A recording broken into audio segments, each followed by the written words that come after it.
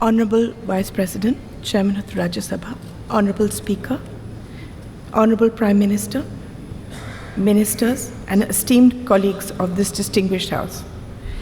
Actually, I'm as surprised to be here as you are to see me. This is a historic day today.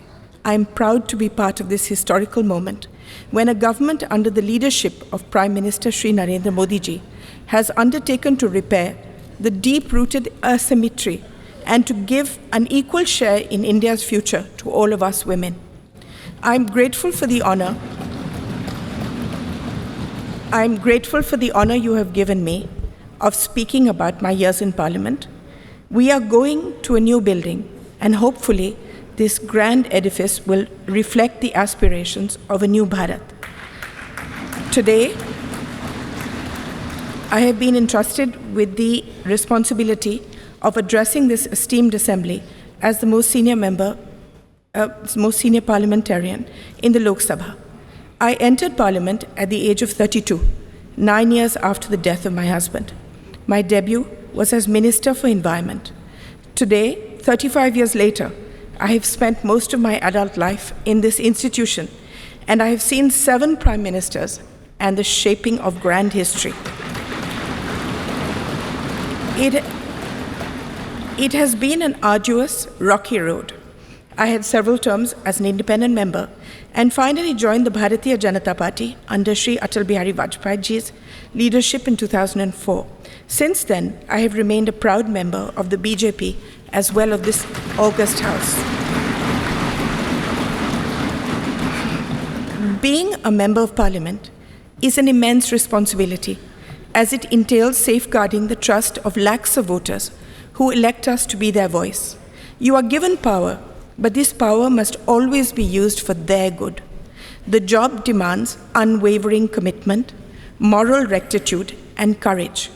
Basically, it demands great love for your country and infinite kindness towards all. Each one of us gets this opportunity to make a difference, provided we sublimate our own ambitions and see ourselves only as vessels or bridges or protectors of all the beings that need us, the last person in India who believes himself forgotten. People who cannot navigate for themselves and appoint us as their helmsmen. I have tried to make the most of every minute to bring about change wherever I am, whether as Environment Minister, when many institutions and laws that safeguard us were passed, as Social Justice Minister setting up Alimco, which now looks after all the disabled in the country, Childline, which was regarded internationally as the best institution for looking after street children, stopping child labor in the carpet industry. You can change things wherever you are. For instance, in the opposition as a BJP member, as chairperson of the often ignored Assurances Committee, we changed the way people were experimented on by pharmaceutical companies.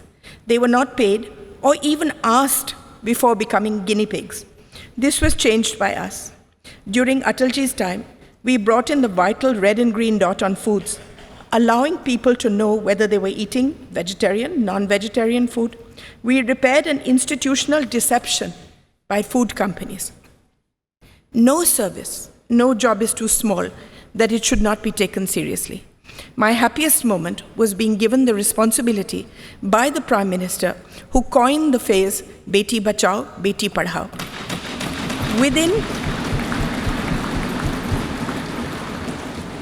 Within 2 years, we changed the thought of the country, the entire thought of the country, and the statistics show that it is a lasting change. From 130 women per 1,000, a shameful statistic, it rose to 950. Crores of girls were saved. Not only that, it is now seen as a shame and a crime to do away with girl children, whether in the womb or newly born. Now that we are going into a new building, a new phase, I want to tell all the young people here that politics is never fulfilling unless you have a grand passion and a commitment outside it, unless a fire of curiosity burns within you. No service is too small in the service of Mother India.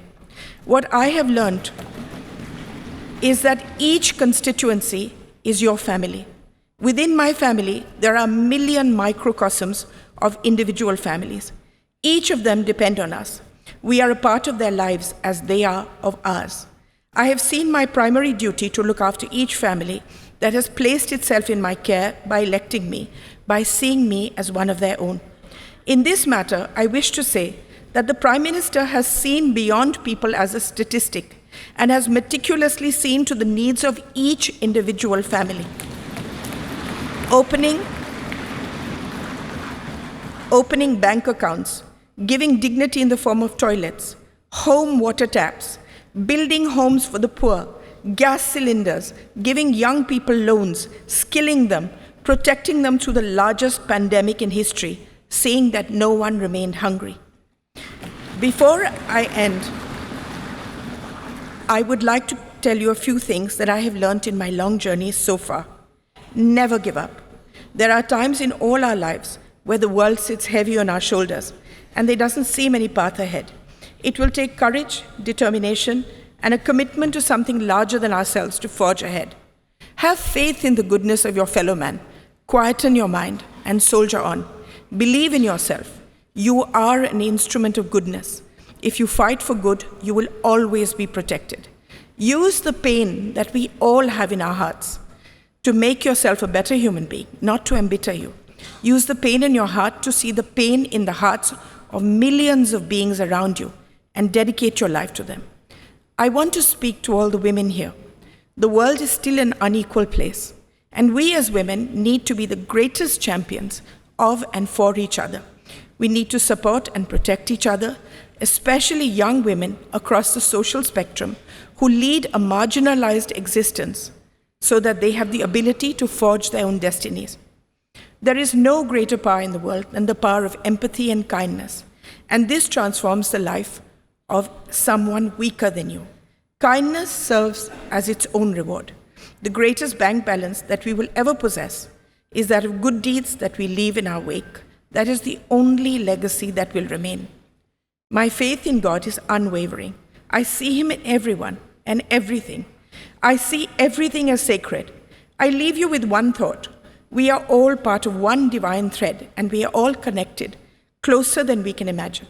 Let us, irrespective of any differences we may have, wish happiness, protection, and on this holy day of Ganesh Chaturthi, a life free of obstacles for us and all our countrymen. Illuminate the lamp of goodness in our hearts. Jai Hind, Jai Bharat.